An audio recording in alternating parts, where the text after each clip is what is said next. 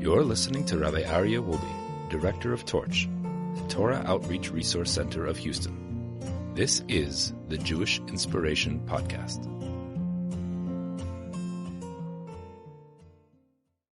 All right, good evening, everybody. Welcome back to the Mussar Masterclass, Series 1.2. It is a thrill to be here with all of you. We have a nice crowd here in person, a nice crowd online, and it really is a special time for us to learn and really perfect our traits. Now, this time between Pesach and Shavuot is a very auspicious time because our sages tell us that these are the 50 days leading up from Passover to receiving the Torah at Mount Sinai. It was 50 days when the Jewish people left Egypt all the way till we stood at the foot of Mount Sinai. It was 50 days. And these were 50 days that were perfect timing to become a vessel that could receive the Torah. Torah is not an intellectual challenge. That's not the purpose of Torah. Torah needs to have a vessel within which it can live.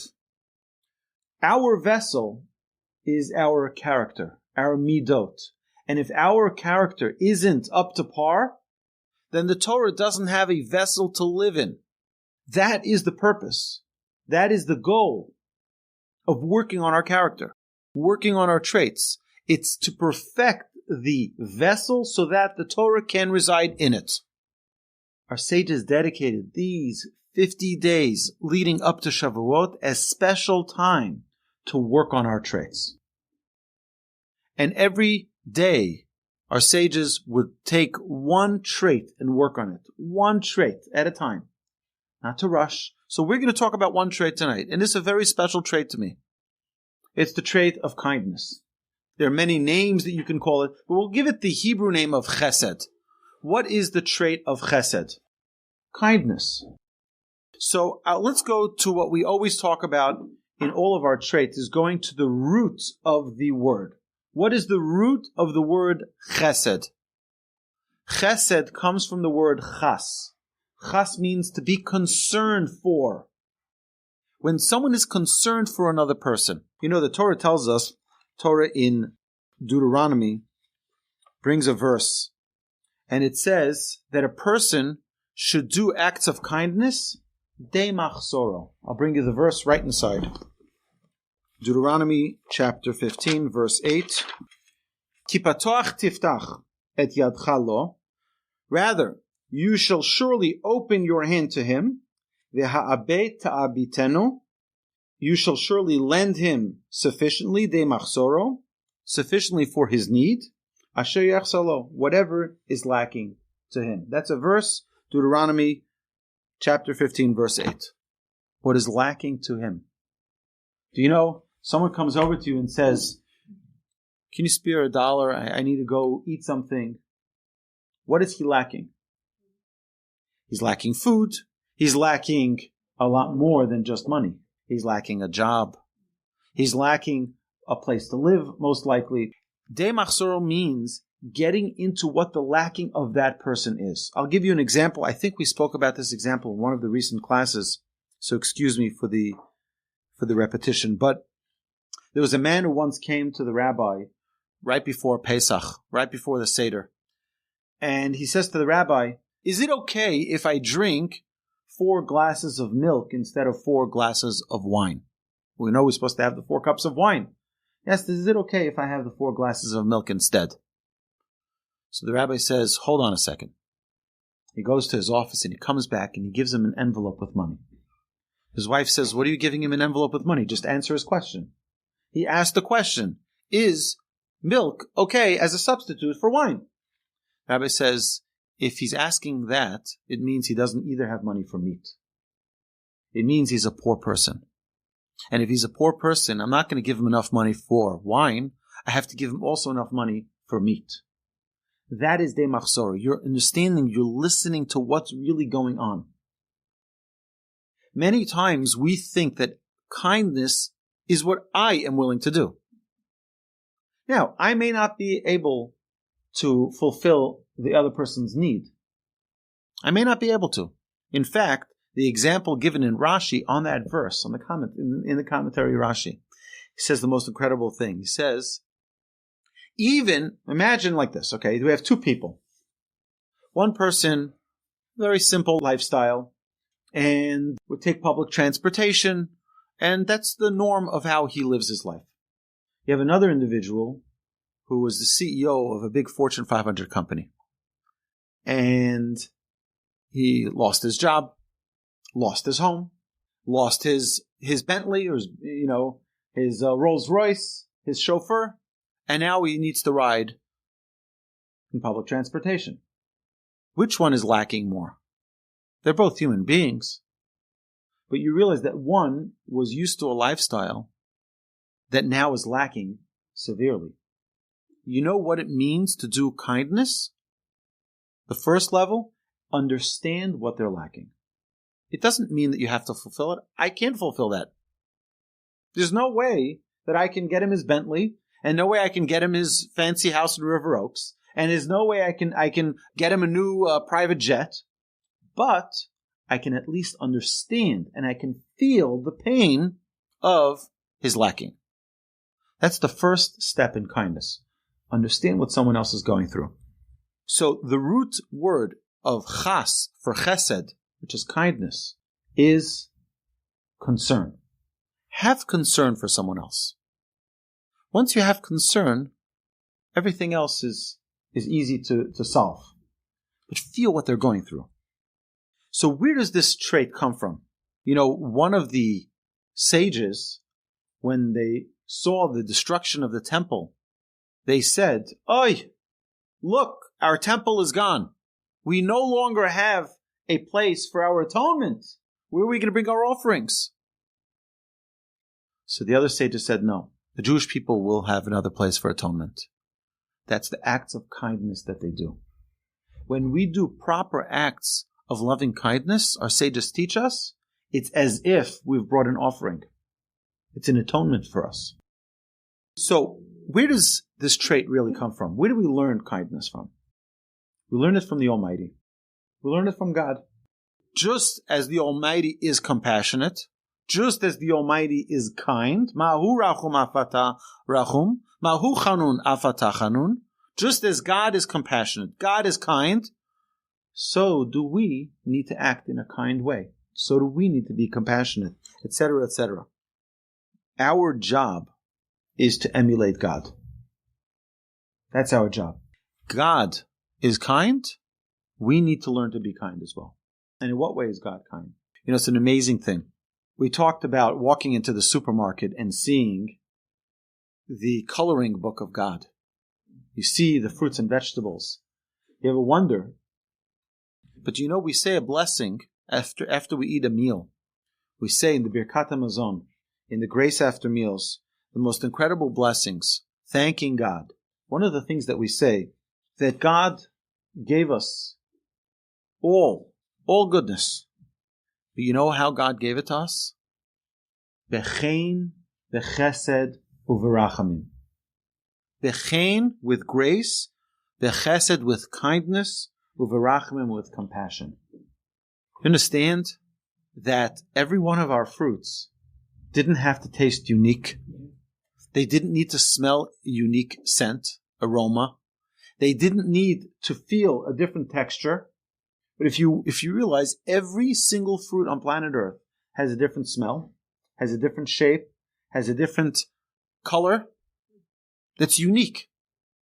God could have made the superfruit. It's all black, it's a square, boring. You go to the store and you get your 2 superfruits and you're good to go. And it gives you all the nutrition. No. God wants you to have the beautiful bananas and the peppers and every single fruit and vegetable is special. It's unique. You know why? It's like for Mother's Day, I told my children, I want you to go buy balloons for mommy. And when I buy her flowers, I don't just go buy flowers. I'm standing over there like I'm some, green thumb specialist here. I'm looking which flowers looks the best and which shade and what color, right? And everything, which is the freshest. Why? Because when you're expressing love, it's not just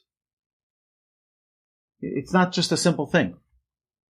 When you're expressing love, you want it to articulate your expression. You want it to be the most beautiful possible. When God expresses His love, which is with His kindness, how does He do it? In the most beautiful manner. Every fruit that you look at should tell you, it should sing in your ears, I love you, signed, God. And every time you look at a beautiful sunset, it should say, I love you, God. Because God doesn't need to give it to us. Sunsets do not need to be that beautiful. Why does God give it to us? Because He loves us. He's kind to us. He's gracious. He's compassionate. And that's what we are trying to do. One of the reasons that we need to emulate God, in the beginning of the Torah, when it talks about God creating mankind, it says, and Hashem created man in His image, in the image of God. That's our job, to be the image of God. Throughout the existence, after Adam and Eve, our job is to be the image of God. That when someone looks at us, they're like, oh, that's the image of God. Look, they're acting God-like. And that's our responsibility. So let's understand, on a very simplistic way, if we were talking about the act of kindness, we would just talk about different things we can do. Volunteer for the homeless shelter, and volunteer for the Meals on Wheels, and volunteer visit at the old age home, and do things like that. Is that the only way we can do acts of kindness? So acts of kindness come in amazing ways every single day in our lives. The first way it happens is in our home. Kindness begins at home. It's the people you live with. It's your spouse. It's your children. It's your parents. It's your neighbors. It's your friends. Of course, it's with yourself as well. You have to take care of yourself. But kindness is not necessarily what we do. It's how we do. It's not necessarily what you do, it's how you do. An example for that, in the blessing that Jacob gives his children, it talks about Yisachar Chamor Gorem. It talks about Yisachar, that he is like a donkey. A donkey carries a burden.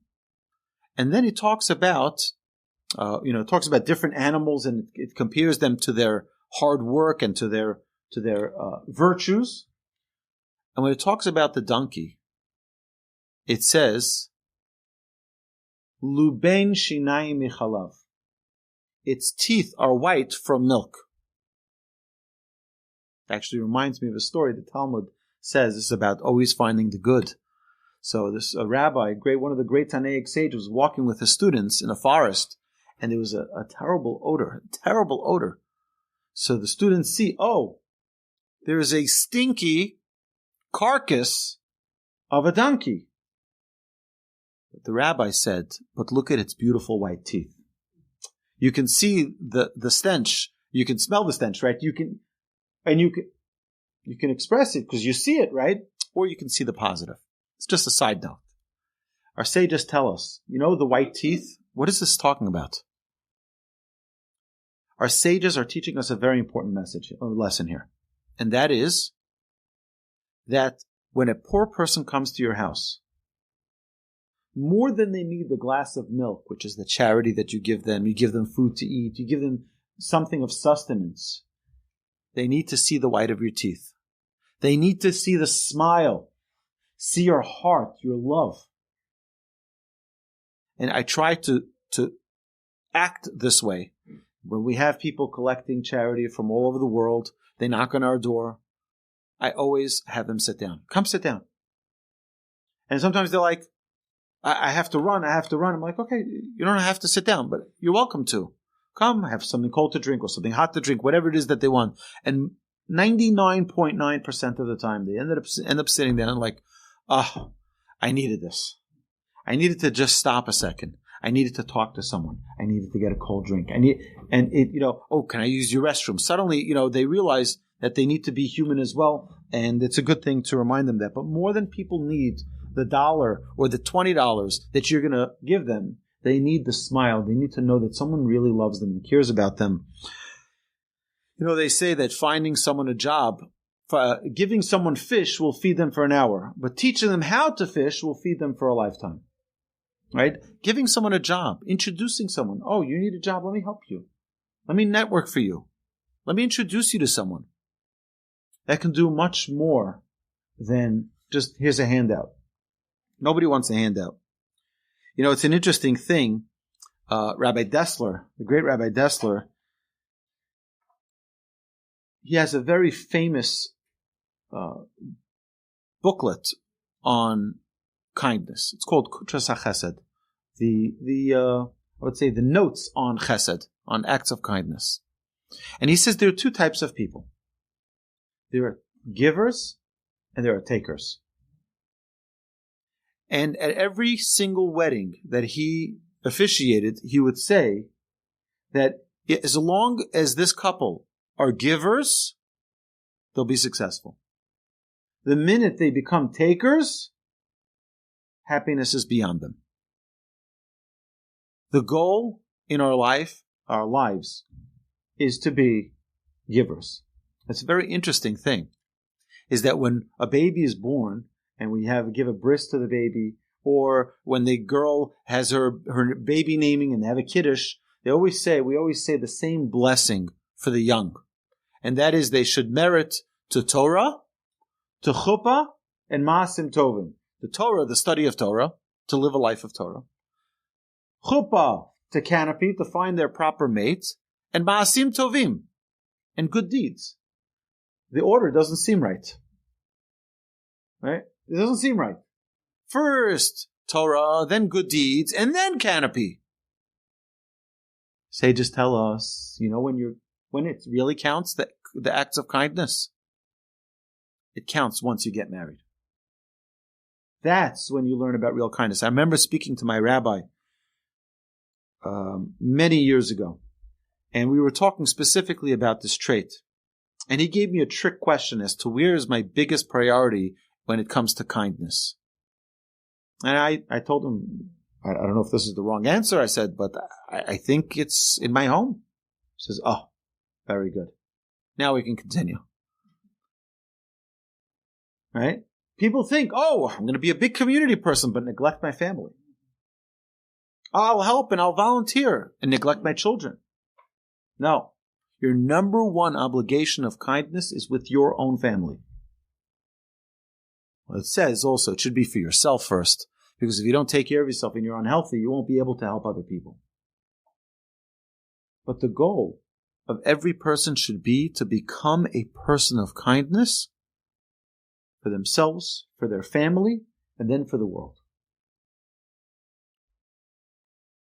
Torah, chuppah, ma'asim tovim, reminding us that the chuppah is just the beginning of the good deeds, of the act of kindness.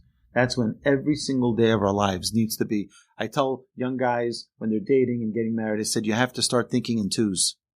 You used to think of yourself, I need one Coke. That's it I need, right? Start thinking in twos. Everything in twos. All right? Find out what it is that your significant other likes and make sure that you have plenty of it. Right? She likes a certain drink, so when you go shopping, no such thing, or at least it shouldn't. It shouldn't be that, oh, I forgot, I wasn't thinking. No. You have to think in twos. There's another type of kindness, and the other type of kindness doesn't cost you a dime. It's a smile.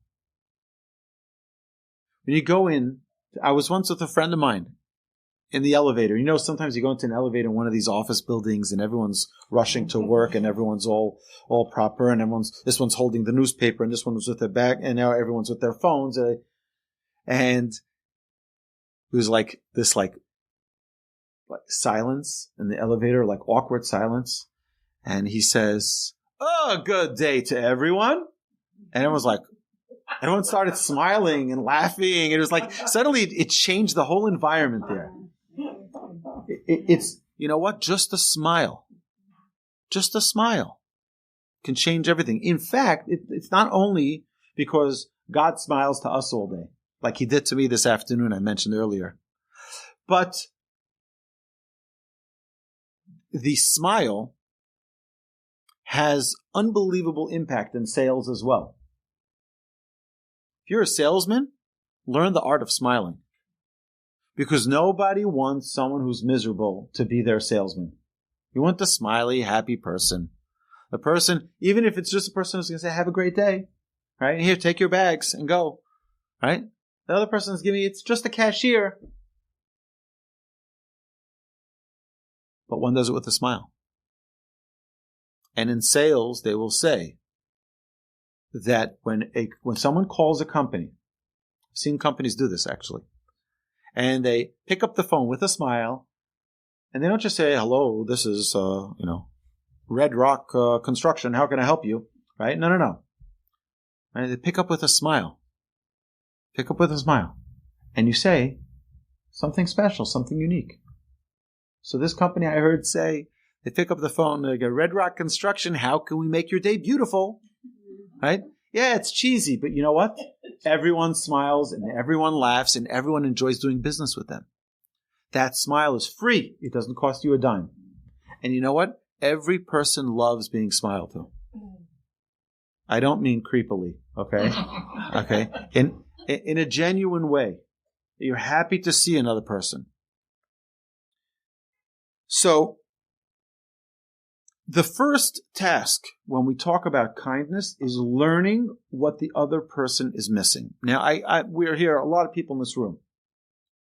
I guarantee you that if you spend 3 minutes with the person sitting in front of you, behind you, around you, you will find that there's something that they're lacking right now. Right this moment. There's something.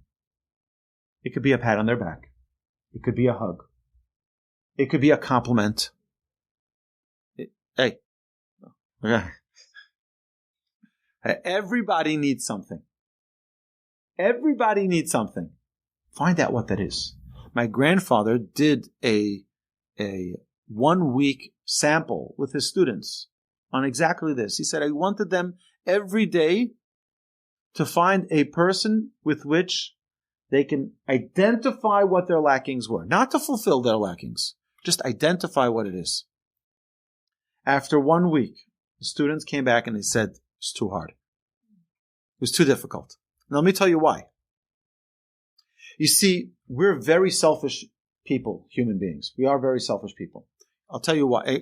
This is primarily men. I'm a man, so I can talk for myself, right? Very selfish. Okay? Women is not. I'll tell you, I once had one of my children, my wife went out with some friends, and she left me with the little baby who needs to be fed and diaper changed.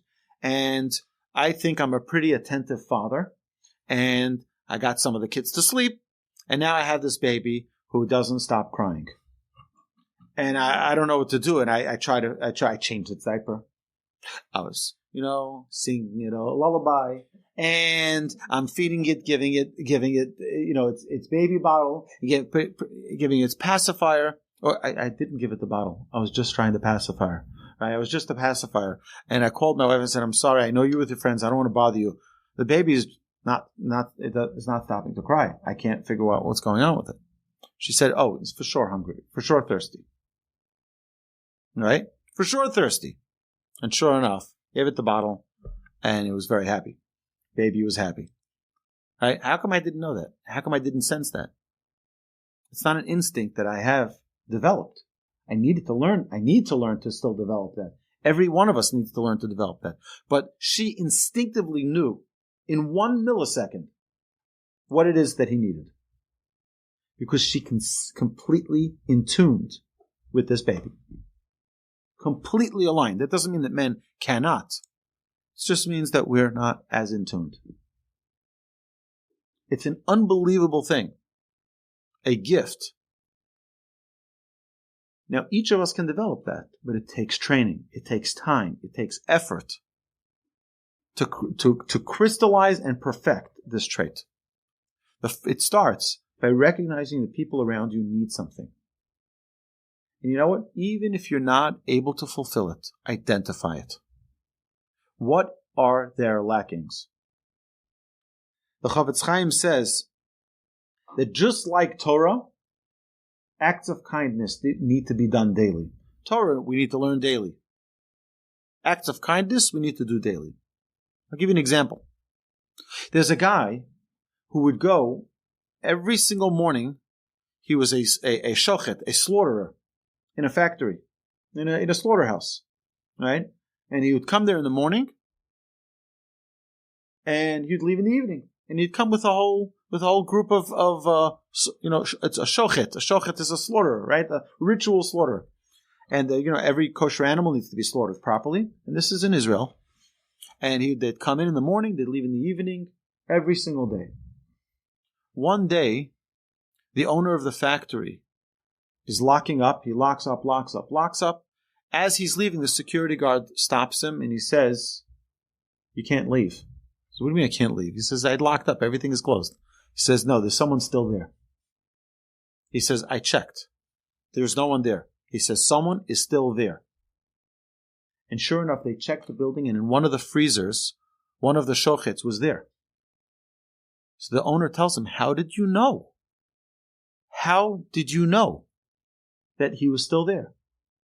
He says, "Because every single day when he comes in the morning, he says good morning, and every single evening he says good evening.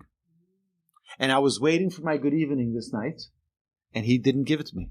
I knew he was still inside." The power, right? It's an unbelievable thing. Acts of kindness need to be performed daily, just like everything else that we do. The word noten, to give, the word noten, which means to give, is a palindrome. Nun, taf, nun, and it comes back. What you give, you will get in return. There's a story I read today about a man in Israel who ordered a very, very expensive antique clock for $50,000. He's been wanting this clock for a very long time, a very expensive clock, obviously, and he put aside in his safe $50,000. He was waiting many months till it was getting shipped in from probably Switzerland or wherever this clock is being fabricated, and he gets a phone call. "Your clock just arrived in the shores of Israel on the boat, and we're ready to deliver it." He says, "I'm actually right now in China on a business trip. When I get back, I'll be ready for you to deliver it." Hangs up the phone. A second later, he gets another phone call. What's that other phone call? Other phone call is someone says, there's this family that lives in Bnei Brak, and the family is a young family, several children, and their house had a big fire. And they didn't have insurance, and there's $100,000 of damage. Can you help? Can you help? See, he's thinking, clock or help? Clock or help?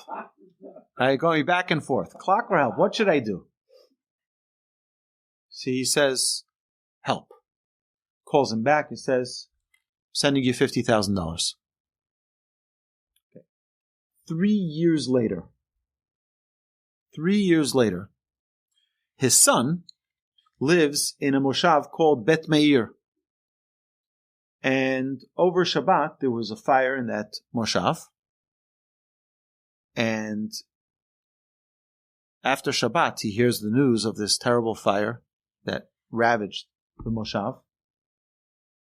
And the son is unsure. He's coming back home after Shabbos to see the damage of what happened. And the house next to him burned down completely on both sides. The house behind him on the other street burned down completely. And his house that was owned by his father, not even a bush was burnt. Not even a bush was burnt. And the father says, I know why. Now, obviously we don't know why, but he said, it's because of that $50,000 that I gave to the family that their house burnt down. God is now repaying me. Now, we don't know the exact calculations of God. But there's always, when you give, you get back. We don't know how. And sometimes it's the most mysterious ways. And sometimes it's not immediate. I had an individual tell me, he says, Rabbi, we learn, the Torah teaches us, that you can test God on very limited things. One of them is on your tithe. Someone who tithes can test God that he will get it back in return. An amazing thing. Test God. Uvchanuni na bazos. You can test me, God says. Give charity, you're not going to lose out, ever. So, this friend of mine, went with him for a long walk, and he says to me, I'll be honest with you, he says, I'm meticulous about my charity. I'm meticulous, he said. Every dollar I earn, I give a tithe plus. Every dollar. He says, last year, I didn't even make back half of it. He says, till now, it's almost exact. He says, the last year wasn't even close. So, what do you answer? What do you answer? First is, I don't know, right? I told you, if I don't know, I tell you I don't know. But I said, maybe. I said, how old are you? He said, I'm 52 years old. 52 years old. I said, how many years have you been giving a tithe? He says, about 3 years. I said, what happened to the previous 49 years? Right? Maybe you're doing catch-up. That's a possibility. But number two, is it possible that God doesn't have to answer you when you want him to answer you? Maybe he's going to answer you next year or in 5 years or in 10 years when you need it much more than now.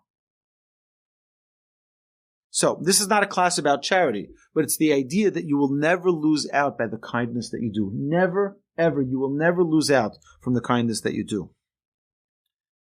So, chesed education, kindness education begins at home. Teaching your children to do acts of kindness. I'm considered a great privilege to be married to my wife. My wife comes up with the greatest ideas.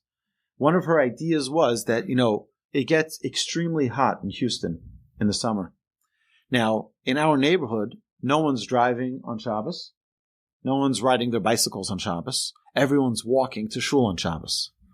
And we live in Grand Central Station. So my wife is like, it would be nice if we offered people cold water on a 97-degree hot Shabbos day. So we bought this big, bright orange water cooler, and every Friday we get a delivery of fresh spring water bottles and a couple of packs of ice, and we put it in the fridge and freezer. And Shabbos morning we put it out in that cooler, and we have cups for it. And people passing by the entire day stop by to get a drink of cold water. Now, that's a great act of kindness. But I want to tell you what I think is the best part of this whole thing, and the absolute greatest gift. And that is, my children are so excited about this that every Shabbos morning when I wake up, they already have everything ready on the kitchen counter, prepared, because they're so excited. What are they excited for? They're excited so that they can help other people. And that's, to me, the greatest gift of it all. Is that hopefully, we're able, through this act of kindness, to teach our children to always be looking out for other people. To teach our children, think about other people, do something nice for other people. That's hopefully the added benefit, but it needs to be taught. I'll tell you an amazing story. Anybody ever heard of the Reichmans? The Reichmans were the wealthiest Jewish family. I remember 1986, I believe it was. They were on the front cover of the U.S. News and World Report, the two brothers, Reichman brothers, as the second wealthiest human beings on planet Earth. They're Torah-observant Orthodox Jews from Canada. Right, today you have Jeff Bezos and you have all these other Elon Musks of the world, right? But these two brothers were the most incredible people of kindness. I heard this from one of their sons. And he was when I met him, he was probably 26 years old. Young guy. he told me that his father, when he would give charity to rabbis in yeshivas, he'd call him into the room as a little boy, and he would give him a pen and a checkbook, and he'd say, here, fill it out. And he'd say, this and this yeshiva, $100,000. And the child would have to learn to write a check out for $100,000. Like, you have a secretary who can write it out for you. You can write it out for yourself. What are you asking a 12-year-old kid to write it out? He says, because one day you're going to inherit this money. And I want you to know how to give. You need to, it's part of the education of a parent. Teach your child, especially a child who comes from such financial blessing. Teach the child how to give. It's something that we can do. If you're giving, and I do this with my children, not the same way, but when these people come to our home, I give my child the check. I say, here, give it. I want them to learn. Be a giver. Be a giver. Practice that muscle of being a giver. We have to find ways to do something completely selfless, where you have no benefit in return. Many times we like to do kindness where I get a return. It's my child's school, so I'm going to do something for my child's school because it's my child's school, and I appreciate what they do for me. It is a return. I'll tell you an amazing story. I was here in Houston about 16 years ago, and I went, the Shalom Zachar is the celebration that you have the first night of a baby boy's life. The first, there are many reasons where we can get into it at a different time. So I went to a family's Shalom Zachar, and there's someone who walks over to me. He says to me, Are you Wolbe? I said, yes. He says, oh, I know you. I know your father. He says, I remember you when you were a little kid. Thank you. He says, we were talking. He says, I need to tell you a story. I've never told a story to anybody. And if your father finds out that I tell you the story, he's also going to be very upset that I tell you the story. He said, I used to come. He runs an orphanage. Runs an orphanage for girls in Jerusalem. So he'd come to the United States, and the first time he came to the United States on one of these fundraising trips, he didn't know where to go. Where should he go? Where should he stay? He doesn't know anybody in America. Someone gave him my parents' number. He says, call them. They'll have you happily. So he comes, he stays by my parents' house, and they hit it off. And then every year after that, he comes and he stays by my parents' house. So one year, and my father was a simple businessman, not a very wealthy man. Always lived a very simple life. Still does. And one year, my father gives him a very large check. Very large. So he looks at it and his eyes almost pop out. He says, are you sure you can afford this? He says, no, I'm definitely sure I can't afford it. He says, but I made a promise that if a certain business deal goes through, I'm going to give a large sum of money. I think it was a certain percentage of what he made, which was a lot. I'm going to give it to charity. It was a very large amount. She says, so why are you giving it to me? He says, give it to your shul, give it to your children's school, give it to something. He says, I'm going to give it to my children's school. The next year, they're going to call me up and say, we'd like you to be honored. We'd like to, and they go to the shul and they're going to say, we have a big award to give you. It's going to become, he says, your organization is an orphanage. Your organization is in Jerusalem. Hopefully, no, not me and not my family will ever need your institution. I don't want to have any return from this. I don't want it to be a tit for tat. I want it to be a completely selfless giving. And don't expect this next year. Yeah. And don't tell anybody that I ever did this. So this happened probably 25 years or more before I heard the story. Of course, you can imagine right after Shabbos, I pick up the phone and I call my father. I'm like, aha, is this true? Is this true? And he says, who told you that story?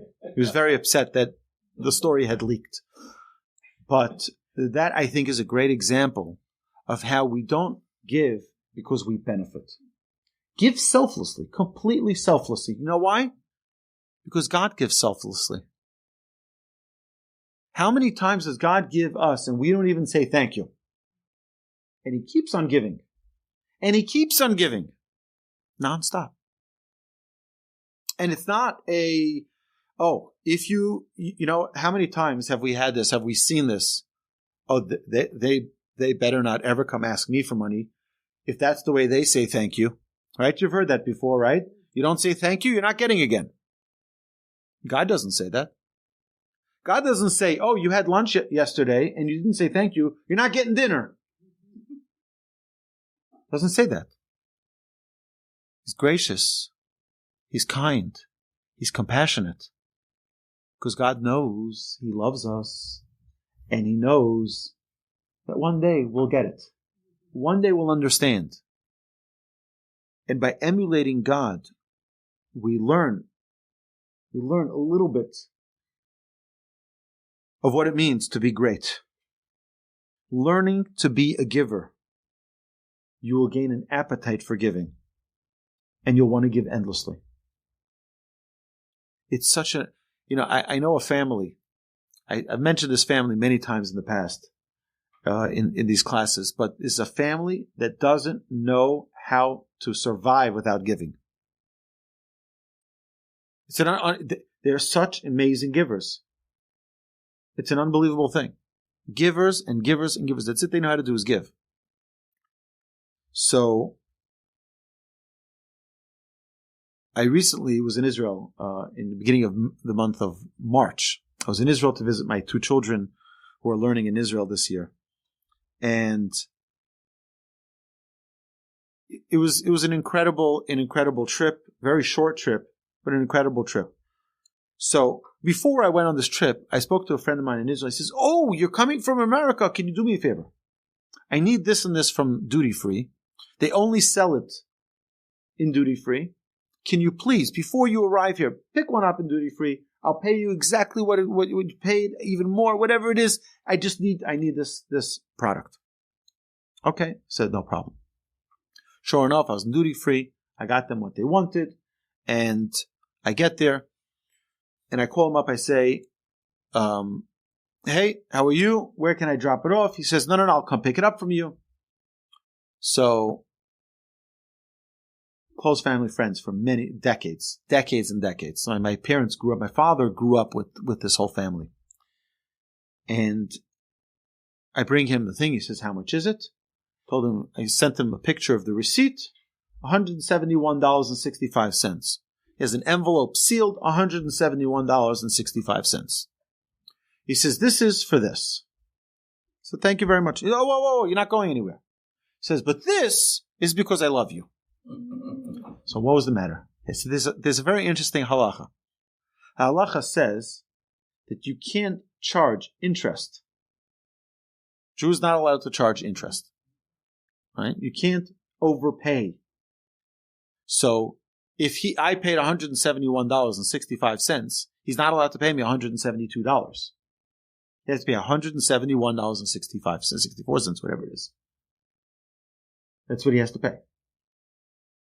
And that's what the halacha teaches us. Just keep it. It's okay. No. So this individual works in the Knesset.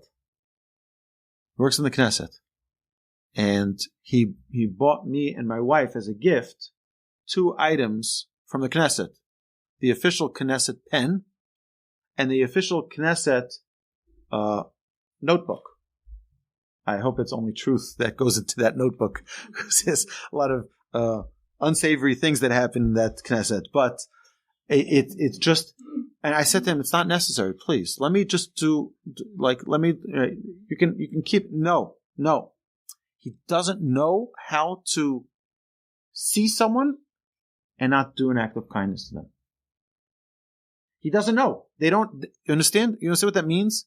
I'll tell you even a more drastic story than this. I shared it here, I think, but please forgive me. Okay, it's an amazing, amazing story. There is a a grandchild from this family was a stillborn baby. And a stillborn baby, you still have to give it a bris, and you have to give it a funeral and a burial, as you do for anyone else.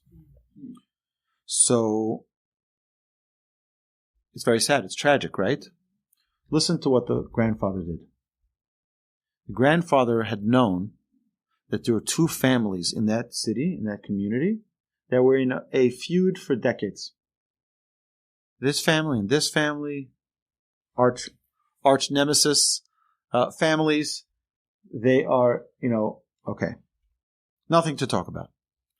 See, he calls up the head of one of those families, and he says to him, my grandchild was a stillborn baby, about to bury the baby. Oh, I'm so sorry to hear that, Rabbi. He says, I want you to please come to my house. Okay, sure, whatever you say.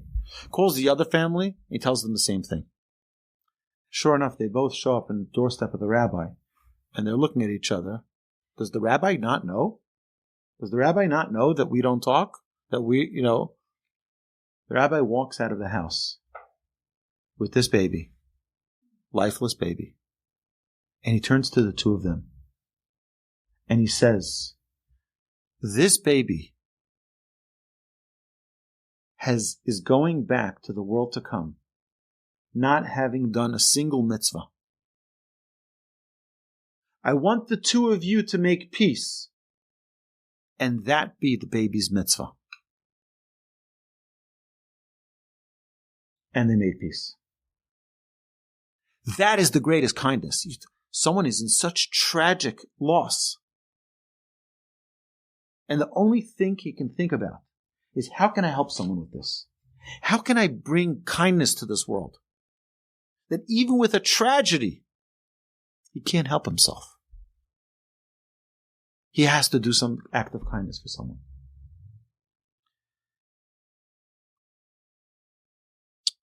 I will share with you a story. I think I may have mentioned this at the beginning of the previous Masterclass series. But I had my own experience with giving. When I came to Israel, I was teaching a class on kindness, on being a giver. And I realized very quickly that I was far from a giver. I gave a class on it. One of the students giving class to the other students.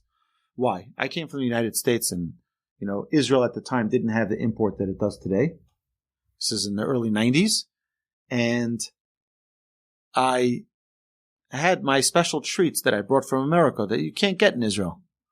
So I had that in my locker, in my room, and I'll check the hallways, nobody's there.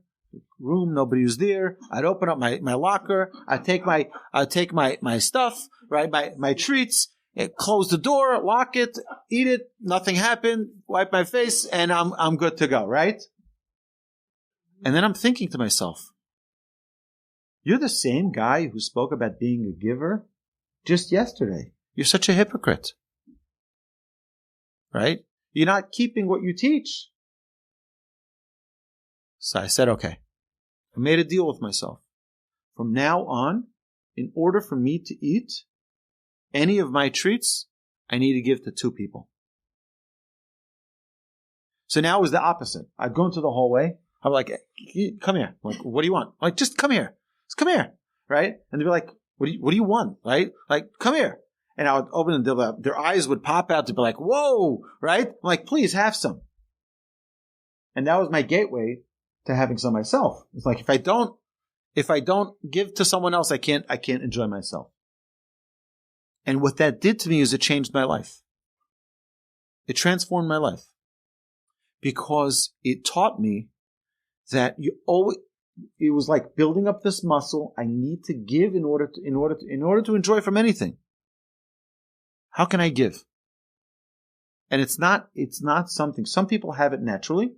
Some people need to learn it. Some people, like myself, you need to, it's like you pick up weights, right? It's not going to be easy the first time or the second time or the third time, but eventually you build up muscle. Oh, now it gets easier. Now you can build more. You can do more weights. That's the act of giving. Act of giving is a muscle. You need to work that muscle and work that muscle and work that muscle. And then you get stronger and stronger with it. And even if it makes no sense, practice giving. For what? Practice it. Just give. To always look for opportunities to give. Right? And now, it's an amazing thing. I was once listening to a lecture. One of my rabbis was saying such an interesting point. He says, people have a blockage when it comes to money and giving. See, if someone knocked on your door and they looked like a presentable person, they didn't look like they were homeless off the the underpass, right? And they came to your house and they say, I'm sorry, I'm coming into your house like this, but I haven't eaten in a month, right?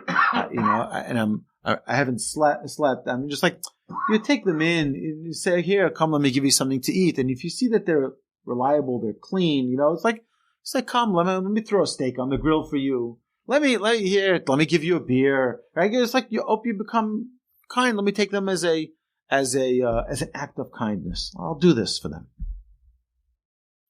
Right? Anybody ever done that? My mother's done that. I'll share with you a story about my mother.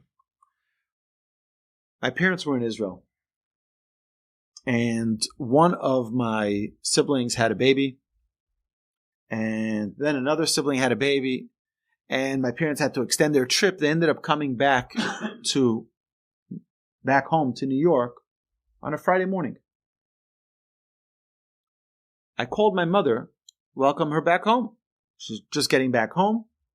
I said, so I'm sure you're having a quiet Shabbos. She says, quiet Shabbos? We have 18 people this Shabbos. I said, 18 people for Friday night? She says, no, 18 people sleeping in the house this Shabbos and eating every meal with us. I said, can't you take a break? Listen to what she said. I have a quote. She said to me, Hashem gave me the opportunity to do an act of kindness, and I'm going to push it off? I'm going to push off the opportunity that God gave me? She has every reason in the world to say, you know what, it's really not a good time. But if you live in the frame of mind that God is giving you an opportunity to do an act of kindness, how can you let go of an opportunity? My father had triple bypass, and he was all sedated, and finally he starts regaining his consciousness. And he's back in the recovery room, and he sees his phone is ringing. So he picks up his phone. Hello? Yes, Mr. Wolbe. I got your number from someone. He wants to know. I got your number from someone, and I'm coming to New York for treatments. And he told me that you'd be okay with me staying in your home. My father's like, sure, come right over. Right? He didn't tell him, I'm here with tubes in my mouth and just wait. Right? But that's because I grew up in a home, really, where my parents don't know how to say the word no. And that kindness is an enormous, enormous gift and an opportunity to hopefully be godlike. To be godlike. To emulate God in everything that we do. So to do this, we're going to need to get out of our comfort zone sometimes. Because kindness doesn't always go by our watch. It doesn't always go how I want to do it. I'll give you an example. Well, I can volunteer for your organization, but only between 2:30 and 3 o'clock on Wednesdays. Well, at 2:30 and 3 o'clock on Wednesdays doesn't work for us, ma'am. So I'm going to find another organization who cares about my, that, right? And you've heard that before, right? Yeah, right? So the idea is that kindness doesn't go by me. Kindness goes by thee. Right? What do you need? What do you need? How can I help you? and to find ways to be there for other people. So, yeah, chesed, we talk about doing acts of kindness. But how do we do those acts of kindness when it doesn't fit my schedule, when it doesn't fit my budget, when it doesn't fit my preference, when it doesn't fit my convenience? There is a special mitzvah to loan someone money. There's a special mitzvah to give charity. But if the person is too embarrassed to take charity, they don't want to hand out. You know what the Torah tells us to do? Give it to them as a loan. Give it to them as a loan. They have their dignity saved that they didn't come for a handout. They think it's a loan and never collect it. And that way, it's a charity. Right? Now, I've seen this multiple times where someone came over to me and says, you know, that guy, he borrowed money and never gave me the money. If you would have asked me for the money, I would have given it to him. But he borrowed it and never paid it back. Right? You know what that means? That means that it just wasn't on my terms. Right? It wasn't on my terms. So what's if it's not on your terms? Kindness is not always on your terms. It's the heart that matters. And if we really have the right heart, it doesn't need to be on our terms. It doesn't need to be on our terms. So there's another mitzvah, by the way. It talks about loaning that money. It says also, in this week's parsha that we just read, that you shouldn't take revenge, but also you shouldn't hold a grudge. All right? So if you go to your neighbor's house and say, would you have a cup of sugar? And they're like, no, I'm not giving you a cup of sugar. I have a cup of sugar. I'm not giving it to you. Okay? A day later, they come to you and they say, do you have 2 tablespoons of salt? So not holding a grudge would be the following. Okay? Well, this is what holding a grudge would be, and then we'll see what it is not to. Oh, you want 2 tablespoons of sugar, of salt?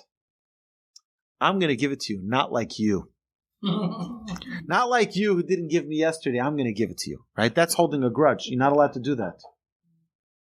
Think about that. Why does the Torah tell us not to do that? Because we never know the circumstance of another person. We never know the situation they're in. We never know the challenge they're facing. Don't hold a grudge. They ask you for a favor in return. Oh, he didn't invite me for their child's wedding. I'm not inviting them to my child's wedding. Also, we mentioned this previously, but also giving without expecting returns. Giving without expecting returns. Right? Without the name on the wall, without the recognition, without the big posters and the big notices and with the big announcements and, you know. So why does the Torah want us to be givers? Think about this for a second. We talked a lot about being givers. Why does God want us to be givers? It's an amazing thing. It goes a little bit with what's going on in current events, but we're not going to talk about the current events part. What is really ours? What is really ours? It's not ours. We think that the money that is in my bank account is mine. No. Hashem says, you're just a money manager for me. Because today it's yours, tomorrow it's gone. People think it's me, it's mine, and they relate to it in a way that's very personal. It's mine. Or you can realize Hashem gives it to you. So I want you to distribute it for me. Imagine you have a sales distributor.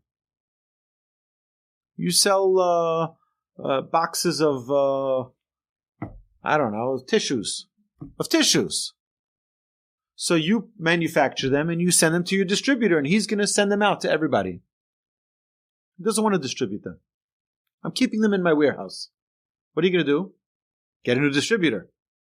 I didn't ask you to hold on to it. I asked you to distribute them. God sends us to be his distributor, and we say, no. I'm going to hold on to it. I'm going to hold on to it. I'll tell you an amazing story. There's a man who's a very, very wealthy businessman from California. And he gave a big speech once, and he said, I want you to know something. There's a promise that's given in the Torah. There's a promise that's given in the Torah. If you give, you'll get more to give. He says, I don't understand. I have many friends who were very, very successful, who gave a lot of charity, and they didn't get more. They lost their fortunes. Is that the promise? Is that the promise? He says, and me, I was wondering, why did God keep on giving me more? So it's a real question to ask. And there are many people who have asked this question. And they've asked it of great rabbis. How come you see people who are wealthy, who are very charitable, and they lost their wealth? And yet you see other people, they keep on, their success keeps on giving.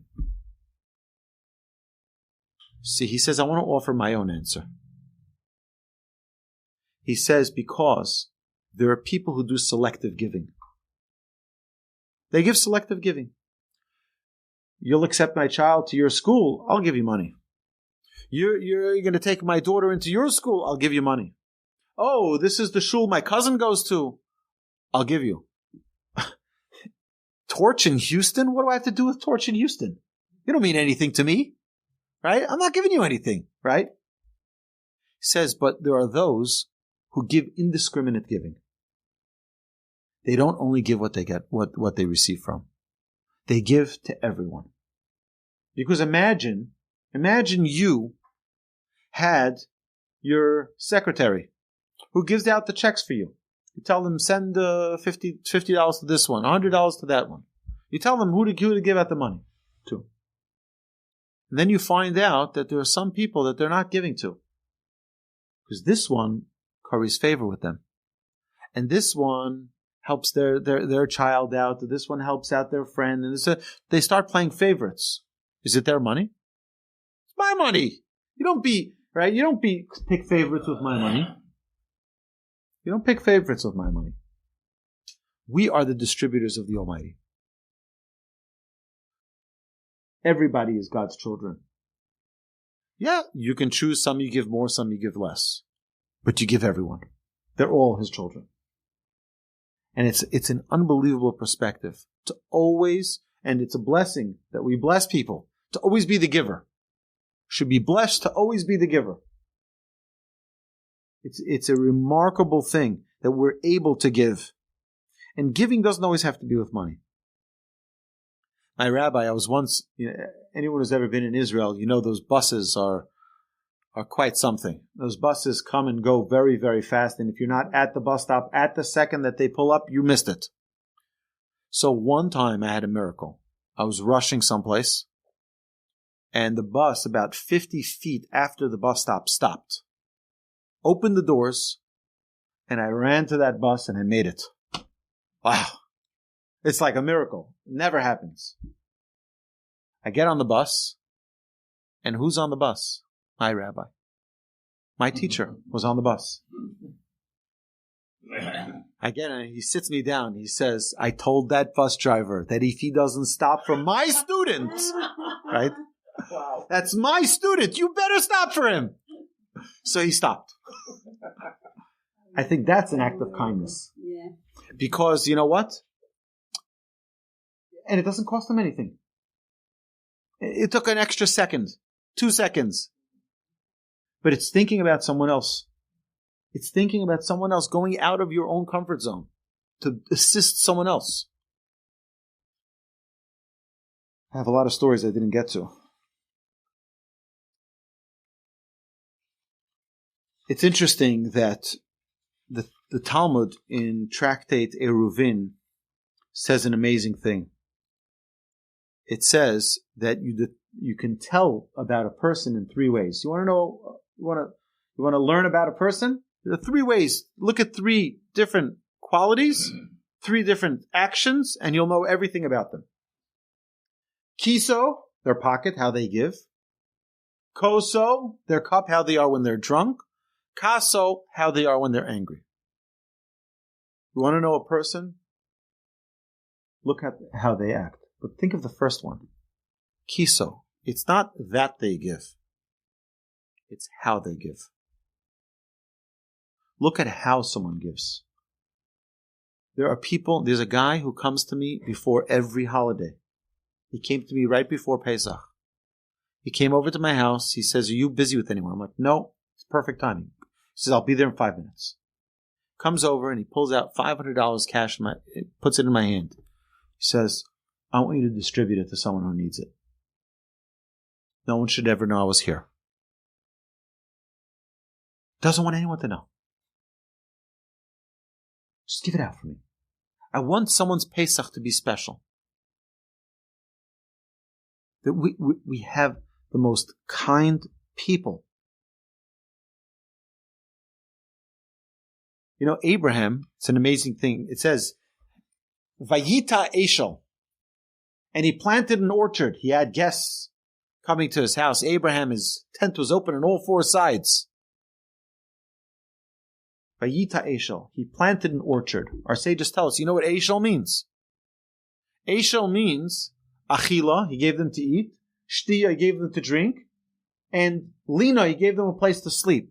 Our sages tell us, no, the Lamed, the 3rd letter from Eshel, is for Leviah. He walked them out. He escorted his guests out.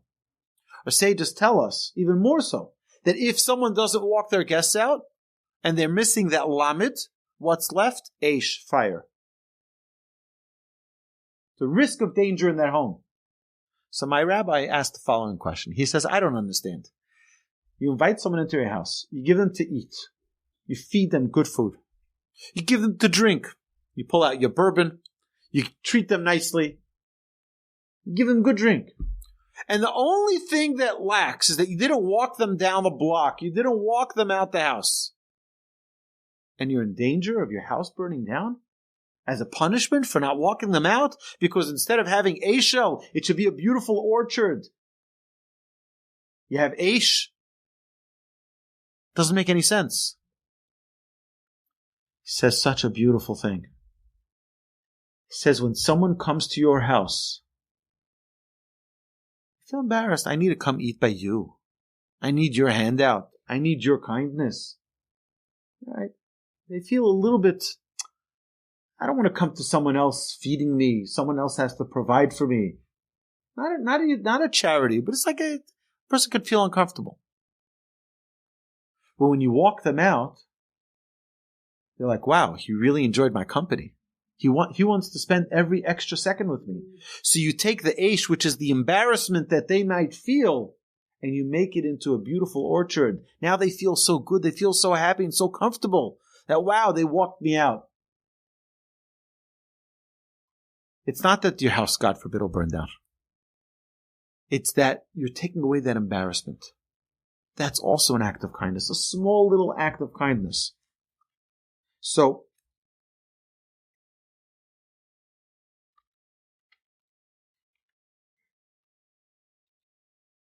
I want to finish with one more story. So, my wife's cousin, I believe their last name is Eichenthal. It's like a second cousin. They have like 18 children. They have this massive house in Borough Park. And they built their entire house so that they can host many people. Of course, they have many children. But their whole basement is a guest house for people who collect charity. People come from Israel and they're collecting from many institutions. And they have a place, it's a week, 2 week, 3 week. As long as they need, they have a room in their basement. Everyone has their own room. One time, Mr. I believe Eichenthal, I think his name is, was walking in his own basement. He was just passing through. One of the guys stops him. He says, do you think they're going to throw me out? I've been here for like 3 weeks already. do you think they're going to throw me out? Not knowing that he's speaking to the man of the house. See, he says, I don't know. I've been here for like 20 years. They didn't kick me out yet. So there's a lot that we can continue talking about this. We can talk so much about that. I have like 30, 40 pages here, but I want to just leave off with one more note, okay? And this is that point that we mentioned, that Hashem wants us to understand that not everything is ours. I once got a phone call from a man. He says to me, Rabbi, and as many of you know, I have the privilege of being responsible for this organization, Torch, and part of that responsibility is raising funds for it. So I get a phone call from an individual. He says to me, Rabbi, I have a check waiting for you in my office. It's not a call I get very frequently. But he says, I have a check waiting for you. So I said to him, wow, thank you so much. It's so kind. Like, what happened? Like that suddenly you're calling me, like, it's like, what's going on? And we're good friends. But he's like, I'm like, what happened that you decided to call me on a random Tuesday and tell me I have a check waiting for you? He says, Rabbi, God has given me so much blessing. God has given me so much blessing. I feel that it's not fair that I don't give more. So I said, thank you. So his response was, if it were mine, you wouldn't get a dime. He says, but it's God's. It's God's. And I think it's such a healthy attitude. It's such a healthy perspective for someone to realize everything we have is a gift from Hashem. Let's utilize it to bring a smile to someone else. To do an act of kindness means to be selfless, means to not only think about me. I have been in this body my entire life. And I know when this body is tired. I know when this body is hungry and thirsty. I know it. But do I know when this body does and when this body does? No, I don't. And that's what we need to learn when we do chesed. We have to be in tune to other people. Someone might be thirsty. Let's get them a drink. They don't have to beg. They don't have to ask. If we're finely in tuned, we'll know what other people need. Women have this naturally. It says that the woman understands her guests. The women understand their guests. She'll know right away. The woman will know. The man is like, busy with other things, right? I don't know. The woman will have that sense to know. They're thirsty. They want more to drink. They want another portion of that. Because they're in tune to that. They're gifted with that. Men need to learn this. And this is the number one job of any married man. And as a humanity, this is our job, to be thinking about other people. So Hashem should bless us all to have the ability, the strength, and the compassion to always be giving to everyone around us. Amen. You've been listening to the Jewish Inspiration Podcast, a Torch production. Become a supporter at torchweb.org because your assistance enables more Torah learning around the globe. To find more lessons offered by Torch, please visit torchpodcasts.com.